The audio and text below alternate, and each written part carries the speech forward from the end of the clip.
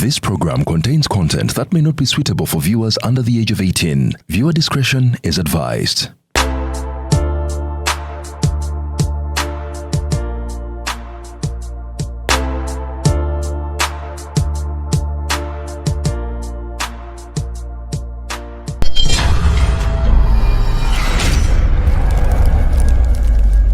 Mbadde ka interview kalungi mama Black Man.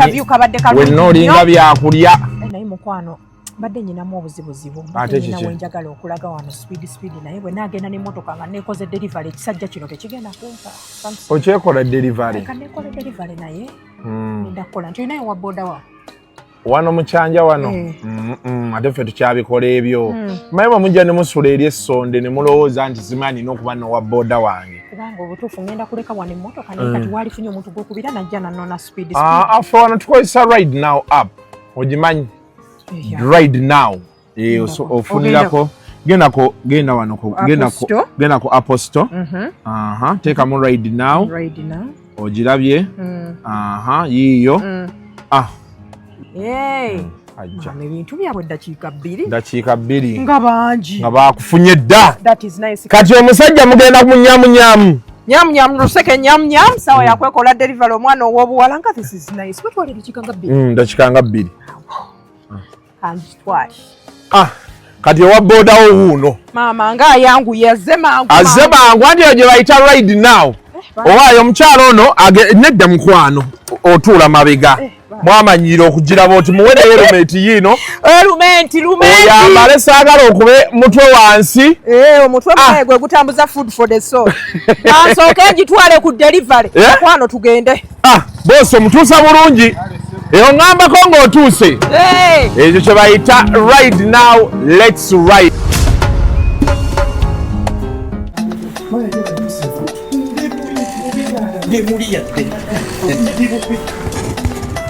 It began with a small step, a loan to build a future, and savings for a rainy day. From a microfinance to a full-service bank, we've grown to serve you better. Empowering communities, supporting businesses, and safeguarding your future.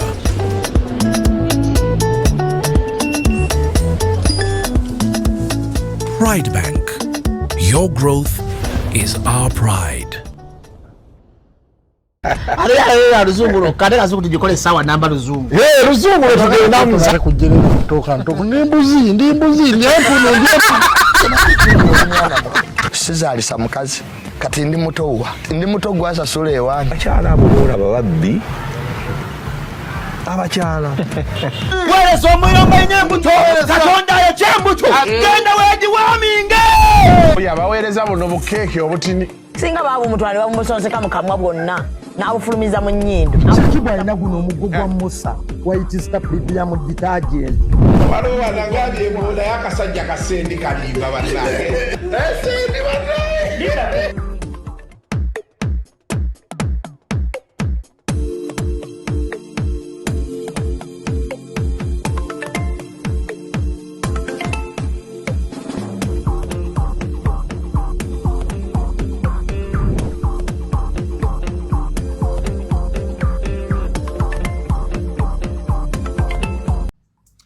Welcome to yet another edition of Kasuku Live.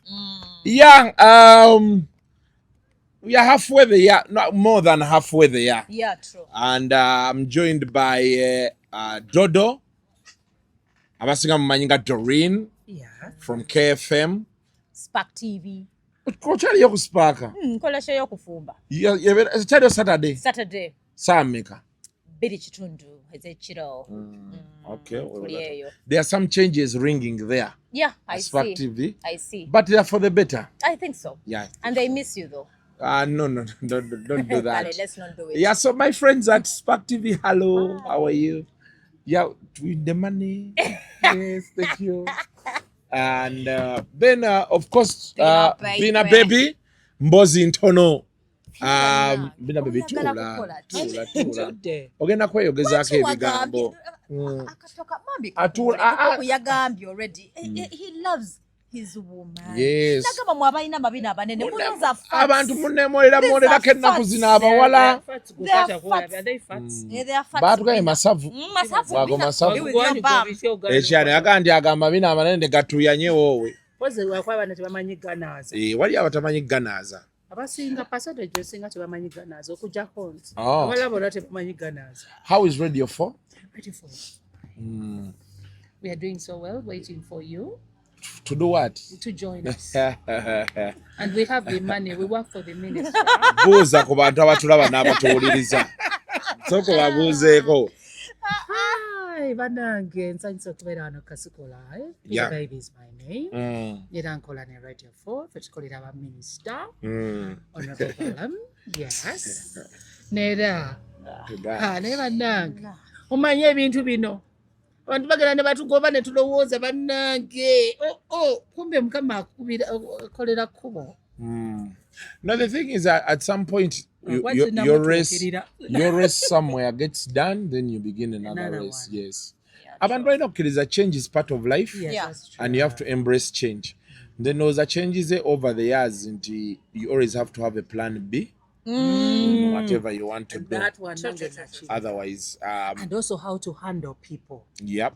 Because you imagine asoka atuyambeko ana atuyamba etweyanzisa atuyambeko nenza bayongambi ajja tuyamba wano fe bannannyini kifo kino mutunza Sweetland Gardens mukimanye edi tebakyali n'omugagga waawo amanyi okutukubira nti mbawaddeyo nde house okimanye edi wafeedinze Sweetland eri everywhere. I'm serious by the way. Yeah. Kuku has masanyalaze. Really? Your favor, man. Oh, really? So, nyaba kuranisa, they don't know. Teliya nwanisa. Mumutima bakuranisa yo mumutima. Tebaliyo. Doctor, how are things moving? Things are moving well. So far so good. Do you have a man? Nino mwami gwe nawe namba yo. Bamwitani. Wechigeyo. I know a very big hotel behind Serena. Bamungambyeko naye sitanaba kumpereza message. Bangambe mbuno ayina mbuno kasomu why that young number, I want that babe's number. Really? Tunafune taka. Bwe chichi nawe mugenda kwawukana mutya. Ate bad manners. No. You don't one.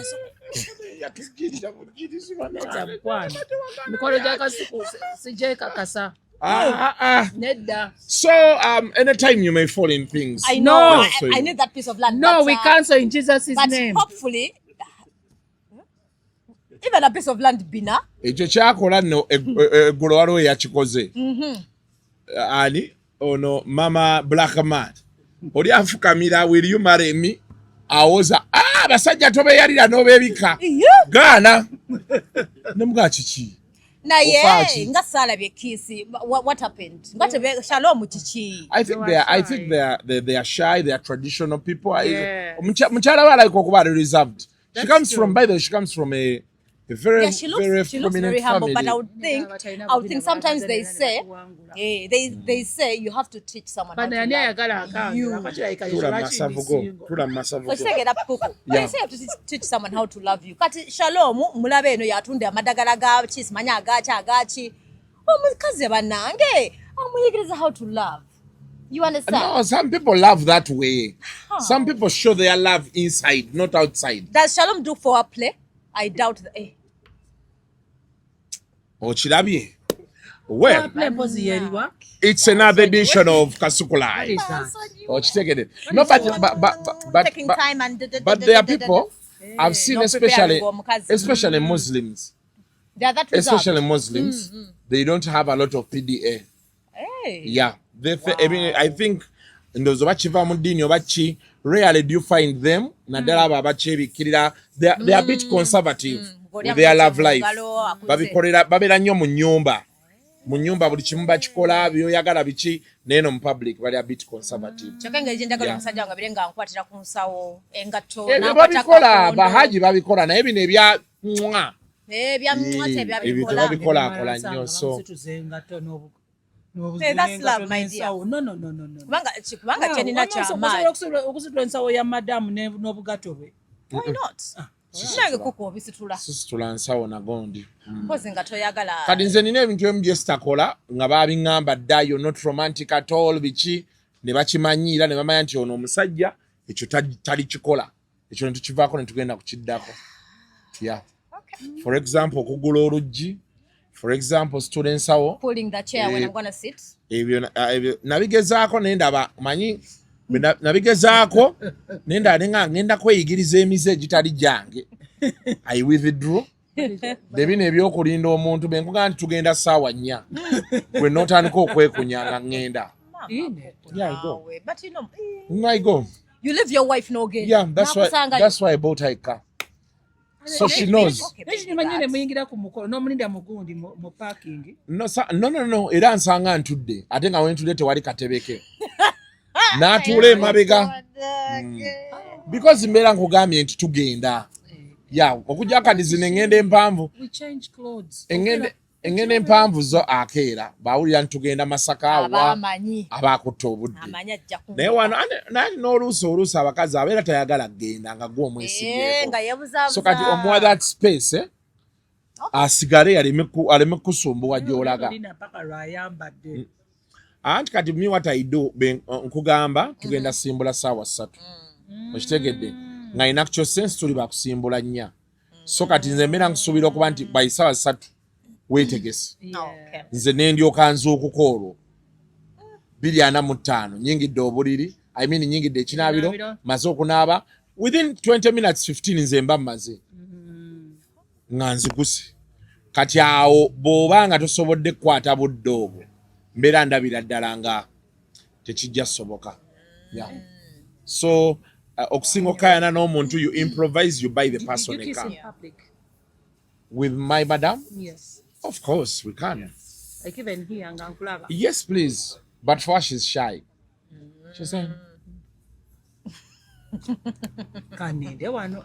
Si aja. So, no, mwanange yajja. Lwaki si aja? Nina mwanange gye namusindise babadde they were honoring me.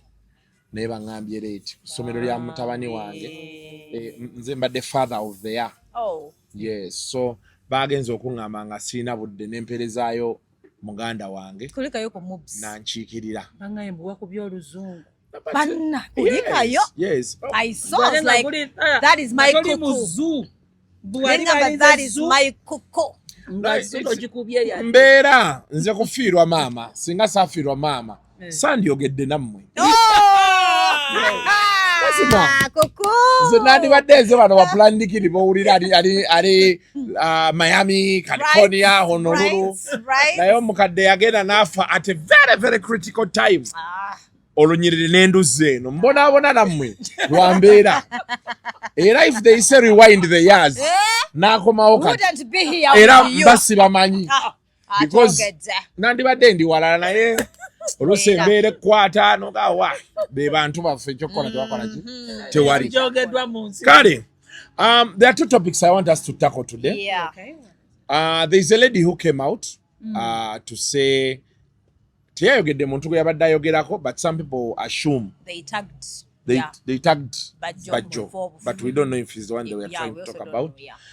Well, but she's known to be the annex of true, hers. and that's the child. We don't know what pushed her to whatever okujja ku live n'ayogera bye yayogera, but there's a statement she made mutyabo genda gituteerako awo where she said n'omwana yamutama. Metron yamukubira simanyi ebikwata ku mwana tayagala kumanya. Mutyaba sooka otuteereyo akantu ako.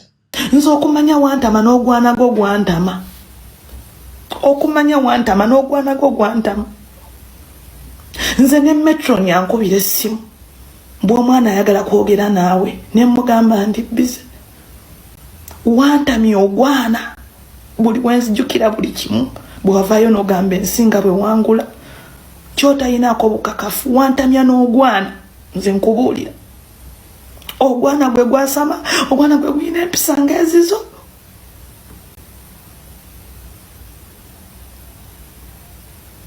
mbeera naawo nga buli omwana mwekaka bwekasi lw'amaziga genkaabye ku lulwo wanfiiriza ebintu bingi musajja kwe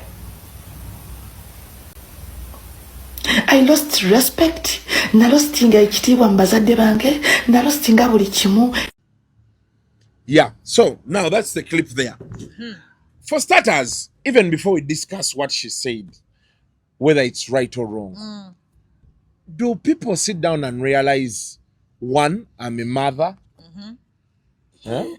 two, by mother, some people may not know, but you have a child that you're talking about, nti yakutama, nga taata we.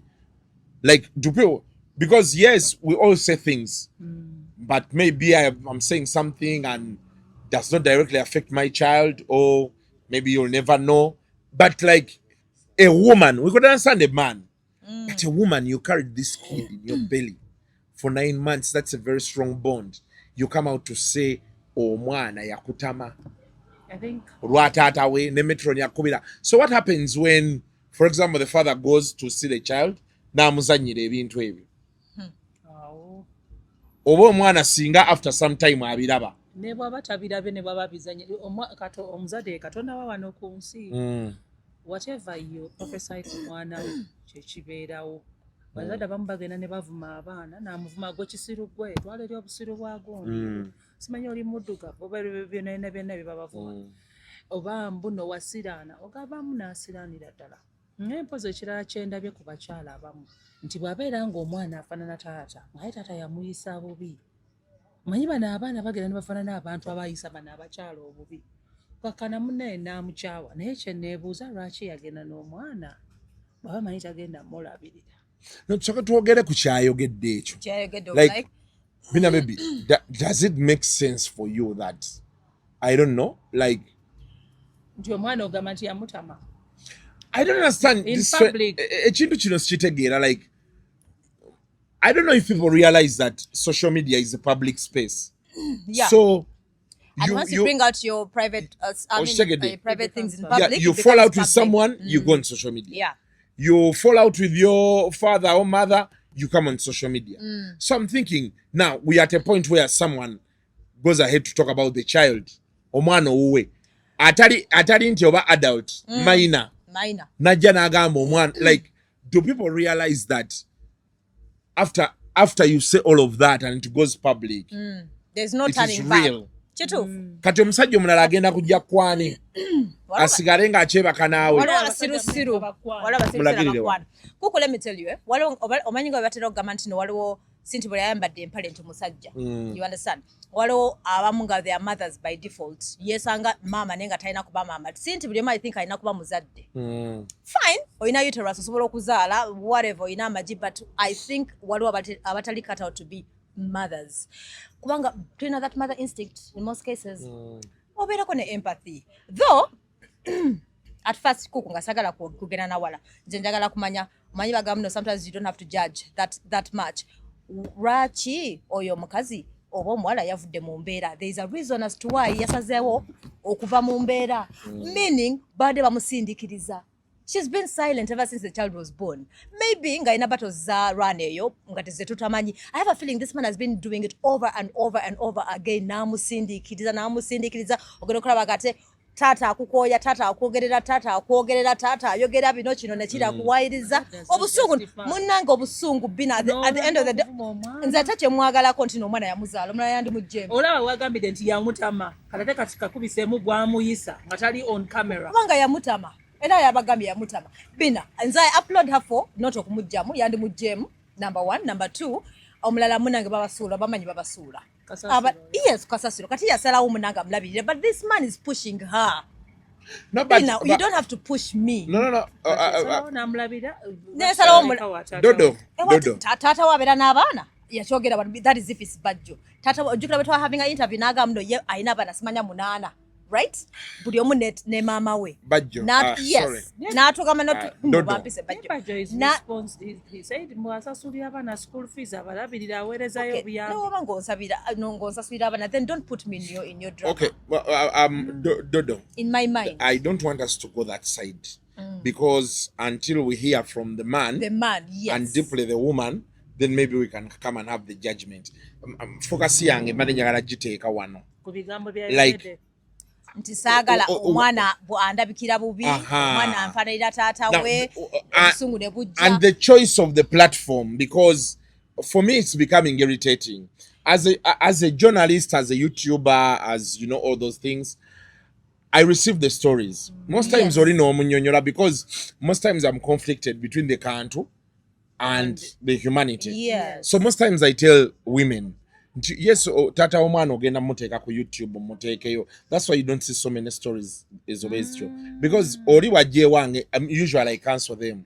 Ne mugamba nti olaba nze ngenda kuteeka yo story eno. Maybe njagifunirako sente, wagenda kubeerawo ejje kulipire ekuyambe yo omwaka. Emale kusuule. But you won't sell that story again. And maybe the man has not changed. Okay, after you ashame the man like that, what happens next? I've seen people nzize wano nga waliwo abakayana. Nze taata wange yakola bati, taata ne mama bakayana. Love has gone sour. Abaana bakayana ne taata n'obagamba nti we don't need to get to the media. Walabye abaana bamajidu musisi. Bakayana bazze mu mawulire. Mr. Kisemakula yaba meeting olunaku lumu. Made them see sense. Now the question is, where does it leave all these hurtful things you've said? You can say the hurtful things, because you see, for me, challenge any debate.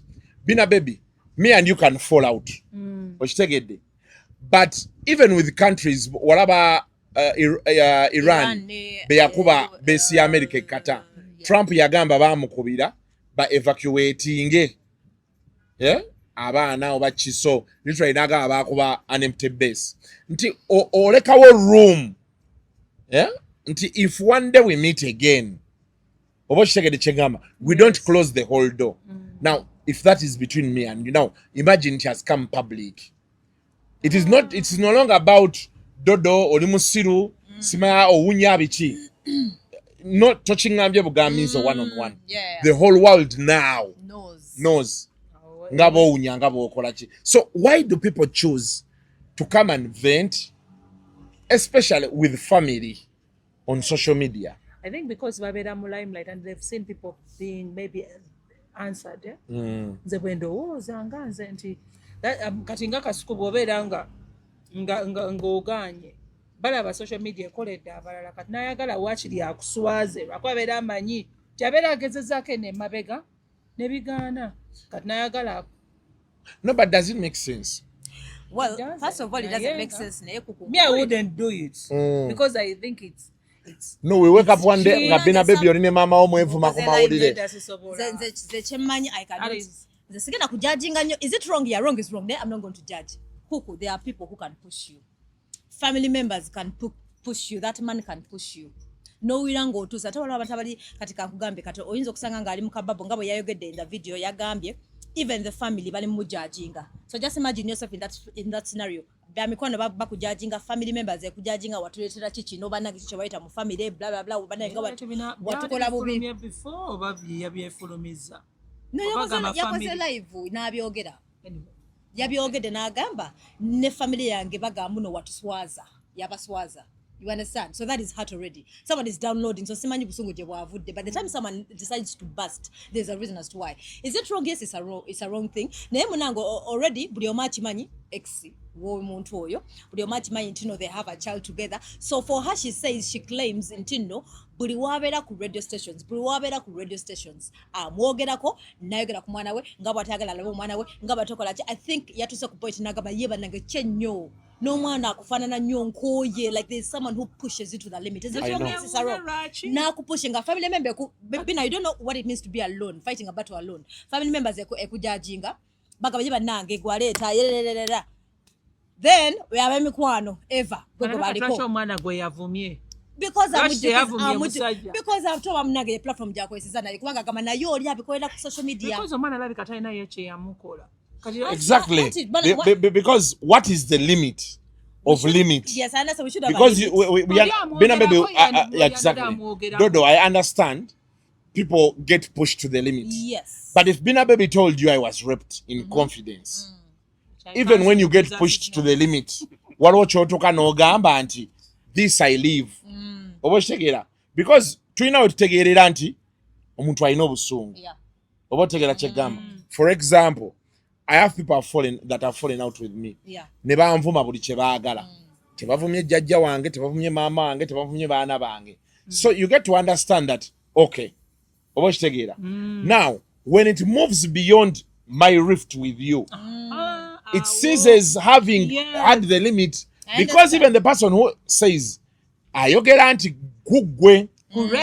But now, a situation like this, there is a child. So how does this child come to the limit of the limit? Atuuka waati awo. Kuba wotuukira okugamba nti omwana wo sima yantama sima afaanana ne taata we sima metroni yankubidde ne mbaga nti sima ndi busy. Like this is a little poor soul gwe gwayina. Ali innocent, omwana ali innocent. Do you understand? I really understand. Naye kakati ye basis ya the whole drama that we have. If the child wasn't in play, if the child wasn't around, to wonder about all this conflict. Ate yandibadde amwagaza akyabera ex you move on, but there's someone ngajja kujukiza ex you every day, every time, every hour. Anti kyekyo kye yatugambye amufaanana. Amufaanana amatu, amufaanana okwasama, amufaanana enjogera bina ebyogedde. No, oyena yogera kwasama. Kwa video jakalaba because she was hurt. Me I saw the video. Nagamba omwana ayogera nnyo kufaanana biki anzijukiza gwe all the time. So that there is hurt. Me I have a feeling there is hurt somewhere. So, is it wrong? It's a wrong thing. Yeah. Waliwo nabadenda kuku you always on social media benalabye recently nga omukazi yavayo nayo agamba yatuwonize tipa family members ba in-laws mubagende wala tebaagaliza abantu abo family members tebaagaliza ngagamba bamuloga kyokka ngagamba abalabiridde ya abawa sente abakibona nabo ne bavaayo ne bagamba oyo alimba yatuloga yatulemesa tayagala tulabe tayagala simanya tulabe no baba mutabani waabwe simanya bakyogera nnyo mutabani waffe bla bla mukazi nagamba naye babuulire mu nsere naye wakyaliyo entalo za mutabani waffe ne mukazi we. In this day and time. In this day and age oyo mutabani waffe nga Pax against na awasiza kati mwene mwagala muga mutabani waffe. Nezo usually is entalo zibeerawo lwabwavu. Nga Pax ye breadwinner andi Pax abeera ye breadwinner kati nga Pax yasalawo abeere ne mukazi we kati family nga tekyamuyinako access. Kuba mukazi akutuuza wansi n'akugamba naye naffe tutandika okwekulaakulanya. Ogenda nga it makes sense. No ganti. Nakati nga support. Yeah, because in the quest of going forward. But even seeing, visiting, those people visiting, techibera changu. Okugyewako kyala. Babeera bakyala ki. Lwaki tebabeera ewaabwe. Lwaki bwe tojja. Bina baby. Muguno omulembe nze ngenda kuwolereza kati kakuleko. Ngenda kuwolerezaako bano abakazi betuwasa. Ngenda bawolerezaako leero lwaki. I ever been in such a similar situation where I felt like one of my cousins was no longer forthcoming towards us and all of those things. But growing up Bomalo token, we tend to realize you can't tell me nti inze sobola kulaba jjajja wange that the only time jennino mulaba nga ze wange nga tulina WhatsApp nga tulina amasimu. You can't tell me the reason I'm not picking my judge's call is because of my wife. Kuba tosobola kuŋŋa nti jjajja wange yankubidde kati nganze ne sitamukwata. Tekisoboka kubaawo. Nebembera simu kuto olunaku bwe luggwako nzirayo ne nkebera amasimu abankubiddeko waakiri musangamu. Ne mulimu abatabikola. kati awo eyo problem ebeera ya musajja tebeera ya mukazi okitegera wama kubanga as we say nze beema njagala jjajja wange omukazi ne bwangamba ebigambo wano ngenda mugamba it is okay benve waka I spend very little time at home. I leave my home at 7:30 at most 8. I go back at night, depending on the program. 10, midnight, 3. Yeah. Ochitegedde. Now, all of that time between 8 and 3 a.m. in the night, mbeera nsobola okugenda n'endaba jjajja wange ne mukolera buli kyenkola ki tekitegeeza nti mwina kujja wange buli omu nsobola omuyambira gyali kati buli woowulira tebatukkiriza nakulaba muganda waffe there's a very big problem. Either muganda waabwe yabakooyera ddala ye mwennyini ye mwennyini nga yabakoowa n'abagamba teri ddogo lyenakola just that lwakuba mubeerawo ne gundi nga muyina mboba ku Sunday mubeera muyina okulya nabo ekyemisana okitegeera tulina okubeera nga ate olaba naye akimanyi then waliwo particular days nti saagala ate mmale kubeera nga nogamba let me first ask my wife ebyo. Yeah, but you know what happens? What happens is this. Omukazi ono abeera yayingira wano n'asangawo just a day nga ku Sunday. Why don't you all come? Auntie Bina baby. Auntie ekiriwo what Cook is saying. What about in-laws? What about in-laws? Abaina self-importance gabamanyiira. No. Nga tebamanyi boundaries kankubulire. Bajja, I'm serious. Bajja, they make you feel out of place. Nga gwe nyini mukazi wa ewaka. They make you out of place. Feel out of place. Never kugeya. Yes. Never kugeya. Never kwese emirimu. Thank you. Thank you. Vana kwa terubera lwalumu. Sebo bina baby kangulieko. Olwolumu lwa Sunday olumanyi. Olwolumu lwa Sunday olumanyi. Terubera lwalumu. Sunday is a very long day. Sunday feels like 72 hours. Thank you know that. Atamira ne bakugamba ntino minwa lwe bali mu mbozi zaabwe. They exclude you in that owesanga ovuddewo. Webali. Because bogera byabo then bo ne bakugeya era wali yangamba oleka ngabo simu no wira byakwogedde ko bageya Bajjo ojirekawo ngeri mu gwanti bwe kugambya abali toxic ojirekawo nze in-laws olekawo wali mu recording no bawulira ne mpulira ne bageya kwe yeba nange yamwagala kochi yeba nango mwala kuku yatomera bina you don't want to know ne bakulekera ebintu ngamaze okulya ne bakulekera ebintu gwe no fane ebintu abafe boza neze kati nzora bajjajja wange nze jjajjange nali nze jjajjange mkyamwagala nnyo naye yaŋŋamba ekintu kimu naŋŋamba Isaac singa wali onjagala nnyo nga bw'okiportray okay the way she brought it was no. How do I bring it out well? Like, I love my mom so much. Now, if you say, and not in a bad way, if you say you love your mom so much, and you still wanted to maintain your status quo without interference, why tofuna mukazi? But the moment you get another woman, you're asking this woman to leave whatever she has been doing to come and be with you. And she expects you to reciprocate the same. You leave whatever you're doing to come and be with her. Yes. So it works two ways. You can't be in a relationship with a woman who is always saying, Ngenda wafe, mamange yagambye bati, tata yabadde bati. The moment you move into my house, you forget. Yes, the tunes you dance to now are here. It's a fact. Let's go once in a month. It doesn't happen. If you're going to see your father, and I said, no, we have a program, we are going to the beach. We go together. No. Ate abasajja mulekerawo zunga mu famire z'abakazi. Muba muli awo ku Sunday. Uliza, muba muli awo. Nina cousin sister wange. Eka waliyo omukolo azunga ne bawe. Bawa just asudde omwana buli kiseera baba n'omutwe. N'omugamba naye mu buli kiseera muba muzaala kiki ne bakunyiigira. N'omugamba oli tetwamuyise. Twakuyise gwe wekka. Waliwo n'oluusi ng'abaana tetubayise. Ne bajja n'abaana n'omugamba ani abayise. Tetunaafuna omukolo gw'okumanya nga natujja bagamba. Twayise abantu bakulu. Oze otudde awo mu ntebe ogererawo omwana wa muganda wakubuukirako. Atandika mpola. Beekwata mu kamwa bakusiiga amalusu. Mukwano omwana wo kiki waliwo yangamba ogenda owulira akufukidde kyekyo temalekera okugamba anti oli anko wa mwana ogwo mukisa nnyoko n'omukisa gwo nnyoko n'omukisa gwo gakuba omugere ne kagweri bunakwata kifi mutudde wansi ku mukeeka mugenze wammwe mugati akatuuleko ku mukeeka wansi kijja kisattira kirinnya mu mmereyo obukono nembukuba obugulu tegwe toyagala baana mbaagala tebaatuyise na baana wano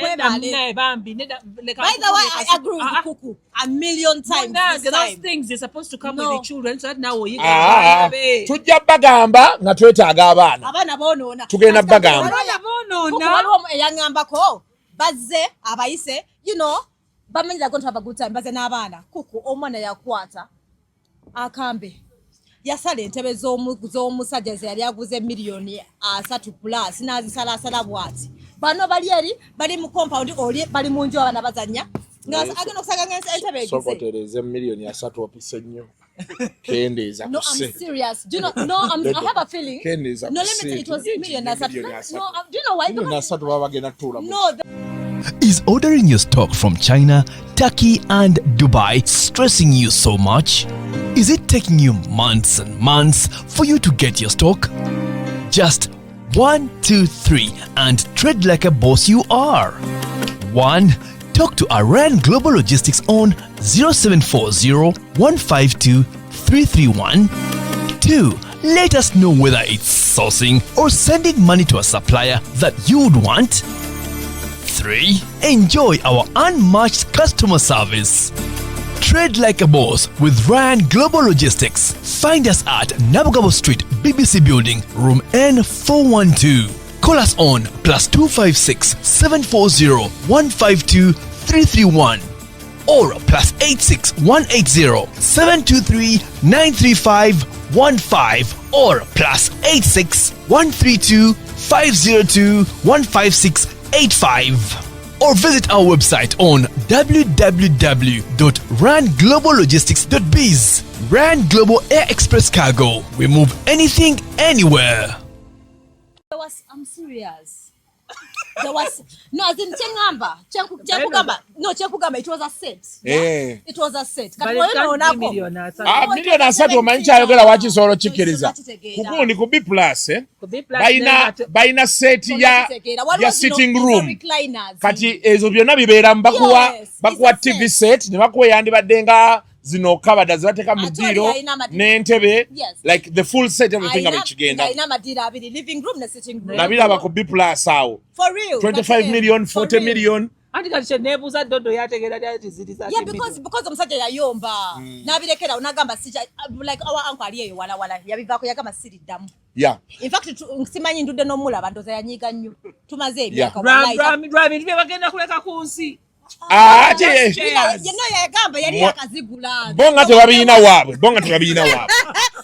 ate batugenda bireka ku nsi bo babibeere nabyo ewaabwe kukoba yabati yali yakazigula there were recliners nga ziri both mu living room na sitting room simanyezo kati bayo noona kezimu sizona kati nga it's a set already nga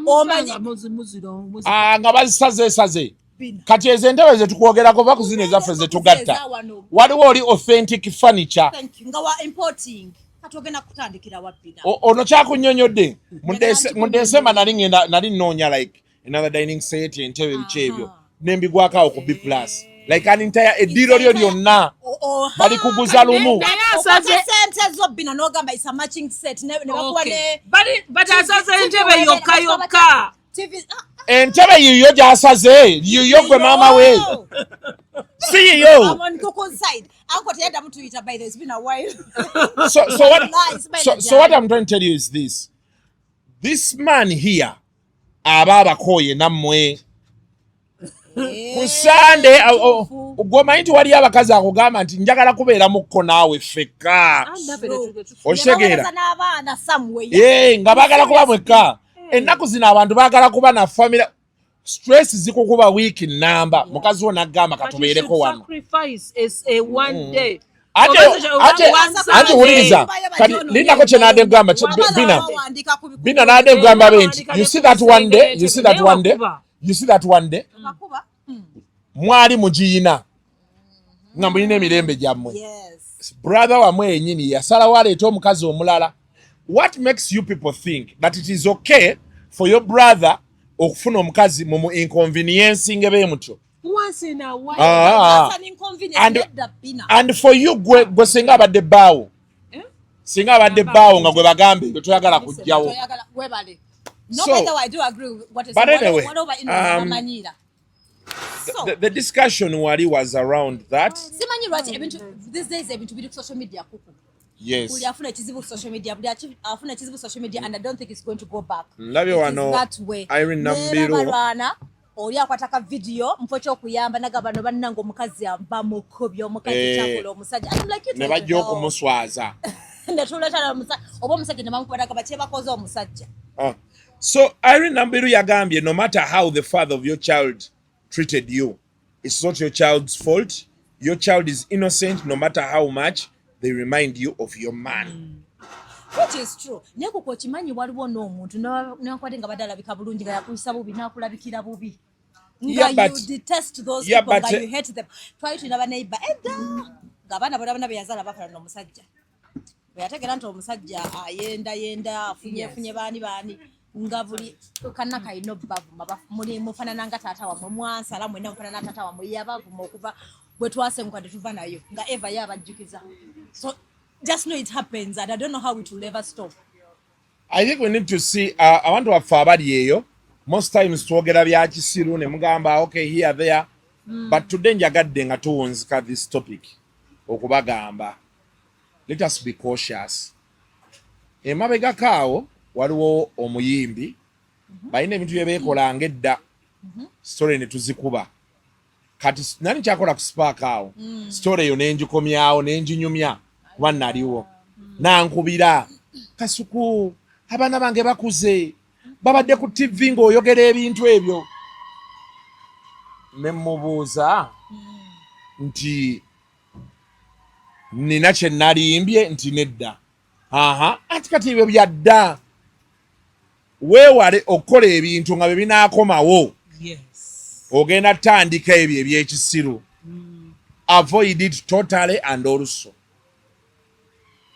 mwe mujja ku social media abantu mbalaba okwo ne mutandika okwogera ebigambo bankola bwe bati simaye waffe twali beetuti ojja kulaba kasuku nga yeeyogeza ebyekisiru byo omweteekeko nze famire yange siina buzibu nayo olw'okuba nkugambye nti bakojja tebakola bee bati olowooze nti ndi serious.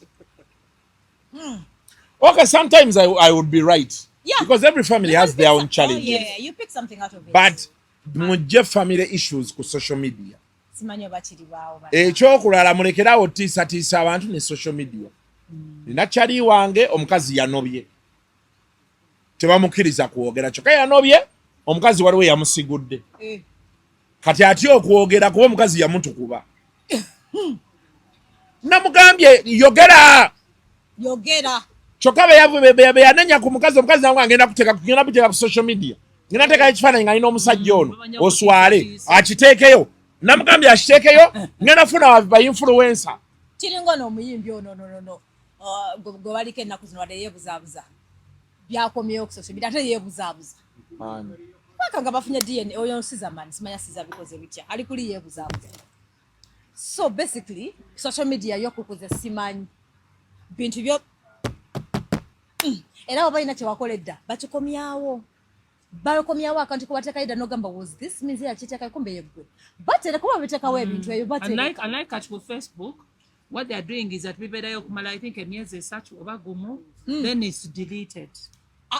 Va ku Facebook. Kati ku TikTok I don't know. Va ku TikTok babuyina wano mu masimu batereka bina. Olina jaya akantu kwe kuwagire dda nogamba bannanga kati nga nalabe Don Chris nga nguna mugambo ono oligaye nga mugamba kati jawo obufana ndi buno wali oyine gundi gujje onagamba ateyenza abuteekayo wali mbuteekayo sinze. Babu download kana bobera buno. Bina gojo fumya. You know at the end of the day nzichentere ogamba abantu at the end of the day we are old stories. Is your story worth writing?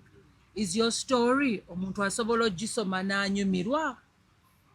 Kati buli kimu kyetukola byonna bye twakola oyina kwekuba mu mutima nga gwe n'olaba. Yeah. Nenze bangamba yes, your story can your story inspire someone. Abasajja bana basinga tebaswala. So oyinza okudda bali n'oleekaana n'oyogera n'omuvuma n'omujerega n'ogamba tomalaako oli bw'oti owunya tonaaba tokola ki. Ate munnange ogenda okulaba ng'oyo awunya gwe bwagala. Oyo atanaba gwe banoonya ate gwe n'oswala n'ekintu kyo at the end of the day. Then waliwo ne bagamba nti abalina nnyashi naye kati tugenda okulaba. Ojikabe twakyazako the other lady owa beat n'atugamba bwe yali mu skando yeeyo n'oli nga marriage egaani. And Joel. Yes. You can remember. I can remember. But yatugambira awo n'agamba ku ssomero. You can't imagine. Ngabana bali ku mwana wa gundi bamuli bubi. They are laughing at the child. Maybe bawo. No naye bwagenda okubeera. Annange kyengamba. So that's the whole scenario like abasomesa bagenda kuyisa bubi omwana. They are going to look at the kid as a reject by metroni. That's what I'm trying to say here. N'abaana nabo abazadde. Abalina abali mu ssomero lirimu n'oyo omwana. Exactly. Bagenda tuda basome bagambe mwana wa asomera wano yaani ti yoyo. Yeah. But for whatever you do, everybody out there, as long as you have children. One, human relationships are very important, especially family relations. Yeah. That family, nze nina abantu bendaba abagamba nze family nagireka even on family yaffe yennyini. When shit happens, ate ku family gye baddukira. Na family erina okukola ki? So blood is still thicker? So sometimes, yeah, blood is still thicker. Sometimes you have to ignore people. Oyinza okuba togenda bateekako mbeera eri mb'oba biki you ignore them. Waliwo waffe abantu baatuuka okugabana ng'ate waliwo eyejja ku family. Ne baata kati ekaze ebbiri tuzikoze tutya. Bamukubira nti owaaye wano nti ffe twakoowa tesaagala bawuliza. Ne bagamba nti addazo tuzigabane. Ate be yagwa mu mbeera ate n'agamba teyafuna. Yomu n'agamba nti essimu baagikubira ffenna tukola ki? Tuwulira. Kati unfortunately yafa tubonaabona n'abaana be. Abaana be gye bali. Singa ekebbiri yali yazikkiriza, singa waakiri tugenda bazimbirako nnyumba tutundeko AKM endala tuteekeko ennyumba. Ekimuyambe n'omuyamba nti temwali mwa mutima mubi because omuntu obeera ng'olina omwana. They tell us that when you move out there like now Kasuku, you're representative of your family. Yeah. Kati you imagine watandika okuyomba. Abaana baate bali batabeera na mutima mulungi bayinza ogana bagamba alya kasasiro. Anyway, you're right. Wrong is wrong. So munange ndoza tugenda koma wano, there is a birthday happening there and copyright will really fit us bad. To tell these people banange kuku.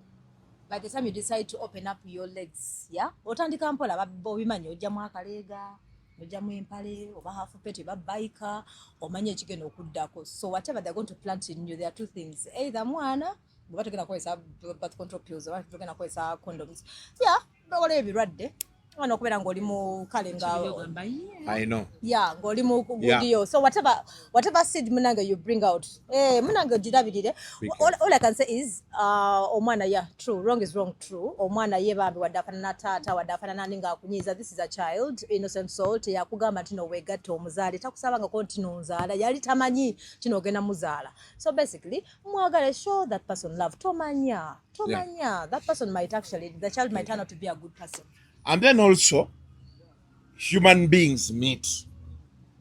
Human beings meet? Yes. What do you mean by that? Abantu basisinkana. Nsozi zitasisinkana. Now you imagine years later, this child is going to use that to ignore you. So by the way, let me tell you something, Kuku. There's something I've noticed. Achina wano mama tanjagala. Mama gamba ndi mubi. Mama gamba ndi bwenti.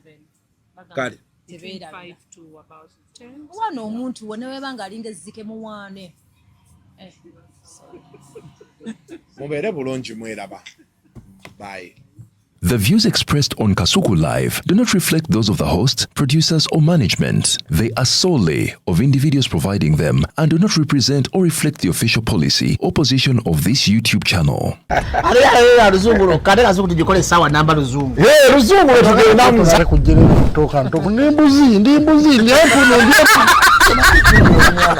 Sizalisa mukazi kati ndi muto gwasasula ewange akyala abulora bababbi abakyala weereza omuyomba enyembuto katondayo kyembuto genda wegiwaminge yabaweereza buno bukeeke obutini singa baaba omutwale bamusonseka mu kamwa bwonna n'abufulumiza mu nnyindo kiba alina guno omuggo gwa musa waitisita premium detergent waliwo wanagali ebuula y'akasajja kasendi kalimba bannange esendi bannange